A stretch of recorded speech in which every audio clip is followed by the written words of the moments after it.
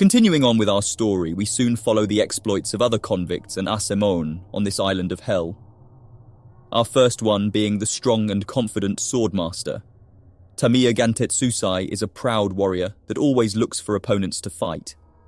He seeks thrills in fighting, earning him the title Blade Dragon, but he also hates being looked down on. That's why when a daimyo invited him to his home and doubted his swordsmanship, he lashed out in anger. He cut the gate with the embossed dragon, proving that he could cut the mythical beast. This earned him the contempt of the daimyo's clan and the reason he was sent for execution. But as we know now, he was given a chance for a pardon when he was included in the expedition to the mythical island of Shinsenkyo. His mission is to explore the Paradise Island and look for the elixir of life. He is escorted by Yamada Asaemon Fuchi, a samurai executioner who will be ready to behead him for any suspicious behavior. But Gantetsusai doesn't care. If getting the elixir will make him a legendary person in history books, then so be it. But it won't be easy. The fabled paradise is not what it seems to be. As he and Fushi walk further into the lush forest, they encounter the strangest creatures and statues they've ever seen in their lives. In fact, it's not only them that experience this. The other survivors of this expedition are also experiencing the same bewilderment. Our main protagonists, Gabimaru and Sagiri, are facing misshapen monster giants, creepy centipedes, and bugs with human faces. The two of them agreed to a truce in order to survive in the wilderness just as these monsters appeared. Gabimaru remembers his lessons from when he was still training to be a shinobi. He uses his ninjutsu, ascetic blaze, to set fire to these monsters. One by one, he slashes them with murderous intent. Meanwhile, Sagiri looks at her convict, destroying these monsters like she's been hypnotized. She isn't always like this. She never lets her guard down. But she looks on, amazed at the otherworldly massacre happening in front of her. So much so that she doesn't notice the giant Buddha with long hands behind her. She dodges its blow in the nick of time, but she gets trapped with the centipedes. The giant is about to hit her again when Gabimaru comes and slashes its long hand. Normally he would never save anyone, but he's been influenced by his wife's teachings, so he's still getting used to it. They're about to get hit by the half-fish giant, when Yamada Asimon Genji comes and cuts it to pieces. Following him is another convict sent to the island, the Kunoichi Yuzuriha, and another Asimon Genta. Gabimaru thanks them before asking the Kunoichi what she wants. Yuzuriha doesn't hesitate to use her tricks and immediately attempts to seduce Gabimaru and team up together. Unfortunately for her, Gabimaru twists her arm. He's suspicious of anyone except maybe for Sagiri. He's aware of the ways of Kunoichis, and he's loyal to his wife. Although Yuzuriha failed, she maintains that her intentions of teaming up with them are still valid. After all, in a heavenly place like this that hides hellish creatures, it's only advantageous to team up with others. She can offer information while Gabimaru can do the muscle work. Sagiri asks why Yuzuriha has two asimons. Genji explains that it's because his convict, Moromakia, had passed away due to falling for the Kunoichi seductions. He decided that she was dangerous. Therefore, she must be guarded at all times. So he joined Genta, the original asemon assigned to her. Gabimaru and Sagiri both think there's definitely a little more to it, implying he's also been slightly seduced. And speaking of Makia, Gabimaru asks Yuzuriha what happened to him. She coyly tells them that after forming a partnership with him, she immediately tested the island's dangers on him. That's how she found out that the giants and centipedes were relatively harmless compared to the bugs with human faces. Their wings have hallucinogenic effects, and their stingers can cause flowers to bloom where it stings. In addition, Genta relays to them that the monsters and stone statues display both Buddhist and Taoist designs. These are two very different religions, which is why it's strange to see them all mixed up. Yuzuriha emphasizes that they all have the same goal of finding the elixir. Their safest way to do it and navigate the island is by working together. Gabimaru eventually accepts this team-up, although he twists her arm again. Sagiri is already losing her grip on what's happening around her because of the hallucinogens from the bug's wings earlier. She faints and falls to the ground. Meanwhile, on the other part of the island, Aza Chobei fights off the giant monsters while his asemon Toma looks at him with awe. It turns out that both of them are brothers. They were the sons of a retainer to a daimyo, but because of the daimyo's insurgency against the shogunate, they were all punished and stripped of their titles.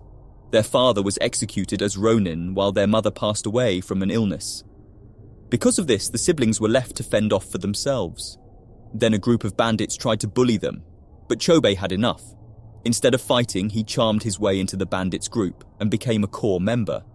This was until Chobei was caught and lined up for execution. As the siblings fight the monsters, Toma admires the strength of his brother, not only the physical, but his ability to use change to his advantage.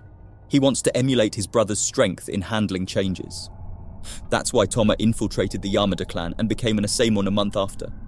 Then the conditions for the pardon were given, and Toma used this to help his brother escape prison and execution.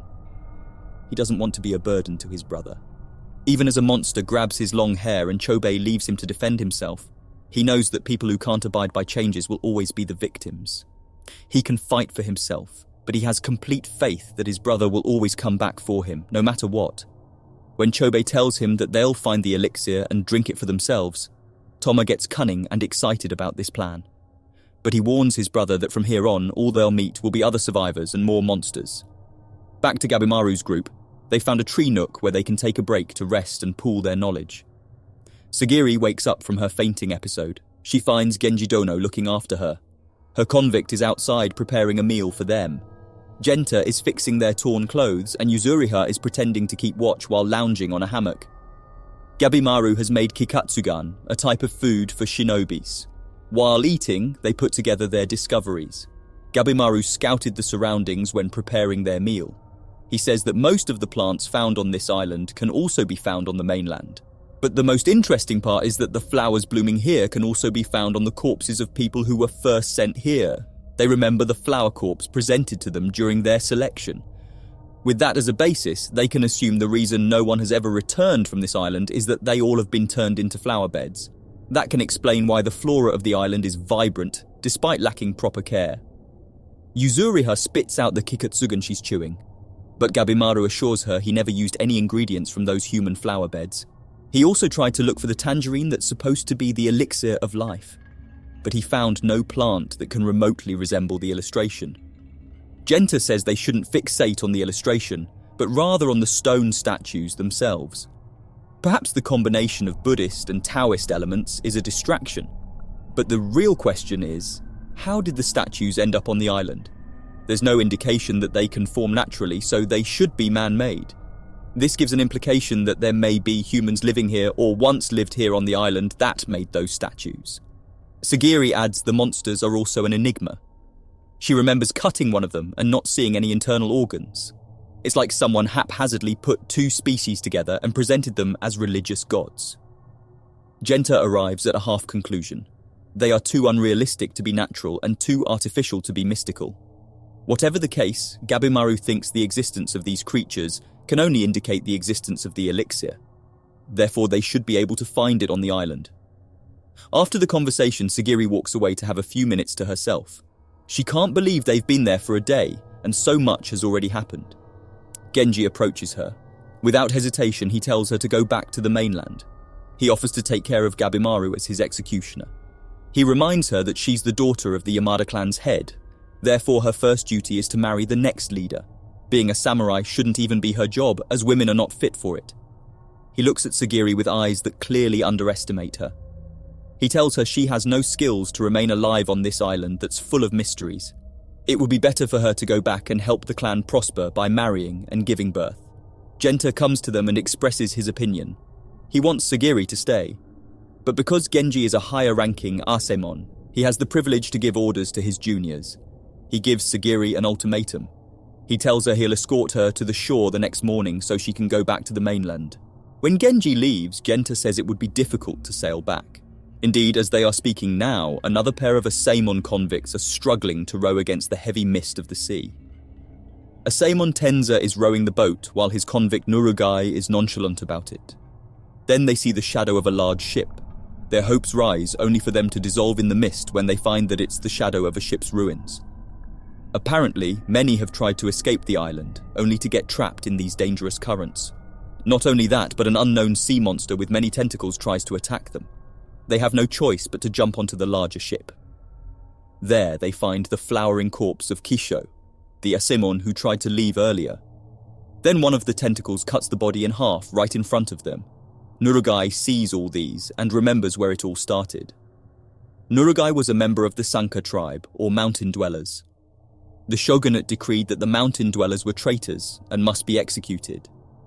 Nurugai accidentally led a group of executioners into the tribe's location, leading to its massacre. Nurugai was the only one left and lined up for execution. But Tenza found the kid and saw potential. So he offered Nurugai a chance to be part of this expedition, even if it's only a slim chance of survival. Tenza shouts at Nurugai to help him fend off the monstrous tentacles. He can't let the kid's life end here because he knows Nurugai has a bright future ahead. Thankfully, the kid seems to wake up from their depression. Nurugai helps Tenza fight the tentacles. Then, together, they ride an empty boat and row back to the island's shore. While they are cleaning their wounds, Tenza is shocked to realize that Nurugai is actually a girl. She playfully teases Tenza, saying she'll marry him and start a new generation of Sanka with him. But first, they need to get out of that island. As night falls, Gabimaru offers to be on the lookout for the first part of the night. Sagiri joins him. Her head is still full of what Genji told her earlier. To her surprise, Gabimaru thanks her for setting his direction straight. Because of her compassion, he is able to steel his resolve to finish this mission. He wants to go back to his wife, so he'll face head-on those who try to stand in his way. Sagiri gets affected by this, mainly because this is what she also wants to do for herself. She praises him for being strong, and he returns the compliment. He says that sometimes people can't know they are strong unless they've experienced a lot of things. Sagiri gives this conversation so much thought. The next day, she faces Genji. She is resolute in saying she'll stay on the island and finish the mission.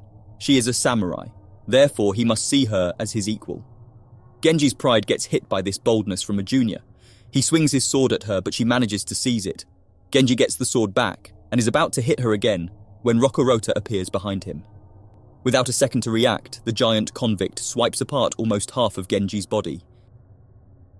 Thank you so much for watching. See you in the next video.